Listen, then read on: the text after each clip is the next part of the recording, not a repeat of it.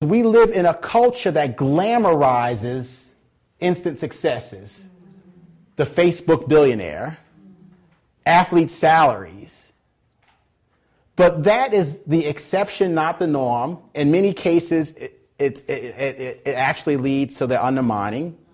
Proverbs 10:22 says, the blessing of the Lord makes one rich and adds no sorrow. Ecclesiastes 6:2 tells us it's the Lord who gives you the capacity to enjoy. Daniel 6:28 in the New American Standard says that Daniel enjoyed success. Psalm 35:27 says that the Lord takes pleasure in the prosperity, the well-being of his servant. Isaiah 54:17 tells us it's the Lord who teaches you to profit. God's not against any of that, but he wants the character to support it, and he wants you to realize that you need his presence to appreciate it. But we live in a culture that sensationalizes quick results. It's almost like it's a microwave. You know, you put character in the microwave and hit a minute. Then you want to hit it. And I'm going to have character. I'm going to have perseverance. Yeah, let me 2 minutes. Let me get some perseverance. Resilience. Yeah, that's a little bit longer. Let me make that 3 minutes. And our culture sensationalizes this. But the Bible talks about line upon line, precept upon precept, here a little, there a little. First the blade, Mark 4 tells us, then the corn, then the ear. Isaiah 28 says line upon line, precept upon precept, here a little. 1 Corinthians talks about how one waters, one plants, another waters, another gets the increase. The Bible talks about 30, 60, or 100-fold. We grow from glory to glory, faith to faith.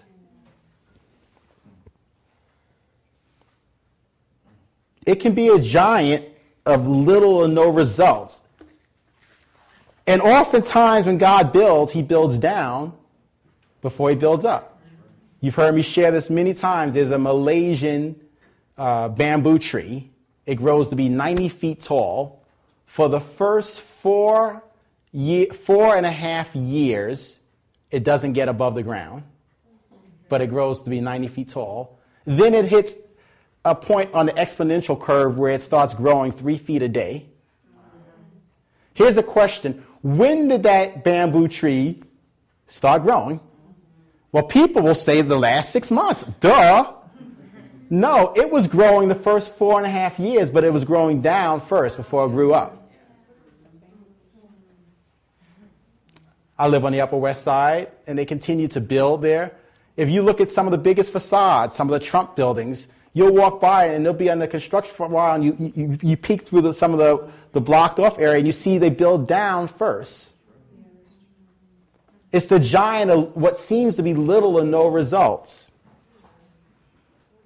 where you've been praying for something, working towards something. And what happens is there's usually displaced anger. So a man will get angry at the little or no results, but then he can't take it out at work because he'll lose his job. So he brings it home and he takes it out on his kids or his spouse.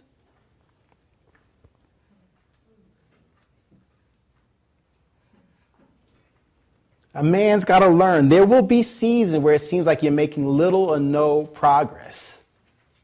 Many of you, like me, you have friends, or you may be, where you've been unemployed for long periods of time. That's a giant that we have to overcome. But see, here's the good news. If you will go through it with the right attitude, and remember that you've never seen the righteous forsaken or a seed begging for bread, then you can be my father to somebody else further down. At some point, when someone say, well, you don't know what I'm going, I've been unemployed for 18 months. You'd be like, I was unemployed for 2 years. See, he will allow you to go things. 2 Corinthians 1:4 says he comforts us with the comfort which we have received, that we may comfort others. What a verse, 2 Corinthians 1:4. He comforts us not just to get us out of our situation, but so that we can be a reservoir. I thank God because he's given us a reservoir of experiences as a nonprofit, as a small business. Sometimes people will email me or something, or they have a question, or they run something by, and I'll be like, please. I got the t-shirt, the bumper sticker. I'm summa cum that class. What do you want to talk about? I couldn't say that 10 years ago. I don't preach theory. I preach real life experiences. I never, listen to my heart, I never preach anything from this podium from a position of expertise. I preach from a hunger and a desire to improve my current situation.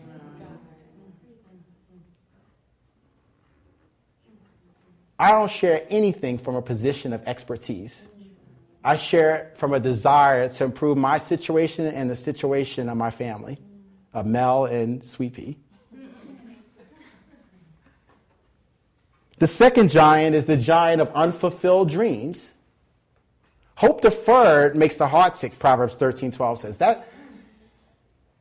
That's a giant, a deferred dream.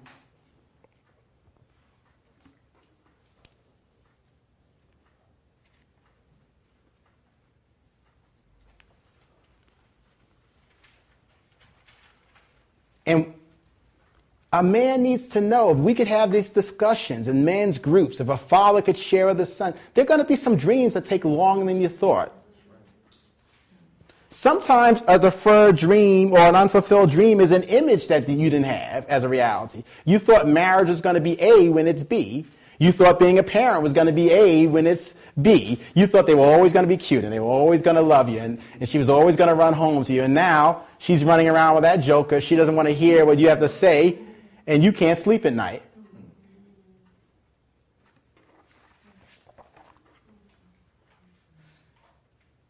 The third giant that men have to overcome is physical and emotional exhaustion.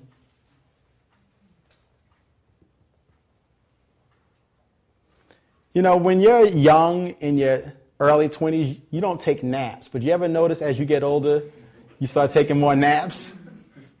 You start appreciating a little bit more sleep? You can be emotionally exhausted. And you know when we get exhausted, write this down, you get exhausted when you're in a place of maintenance rather than a place of excitement.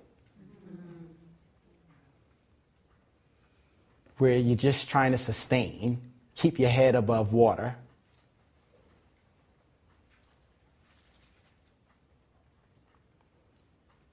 And the last giant that men face, which is a lie, but it's, I believe, one of the greatest lies of the enemy, is it's the giant of a future without prospects. We're in an economy. Do you realize that men are being, because of downsizes and lost jobs, there are men in their 30s, 40s, 50s who don't know today how they're going to find employment to support their family. And their industry doesn't even exist anymore. Technologies remove things.